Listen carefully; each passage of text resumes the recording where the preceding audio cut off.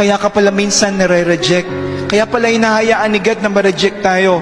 Kasi dinadala niya pala tayo sa mas malawak na plano niya para sa atin. Baka kaya ko sinasara minsan sa atin yung ibang pintuan, yung mga maling pintuan, kasi meron palang inihahandang unique at tamang pintuan ng Diyos para sa ating lahat.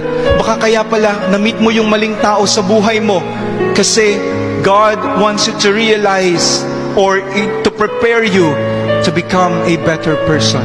Baka kaya pala we meet some unfaithful friends kasi ang gusto ng Diyos, matutunan natin yung kahalagahan ng pagpapahalaga sa pagkakaibigan. Rejection does not mean failure. Rejection is not equal to failure. Rejection is a redirection.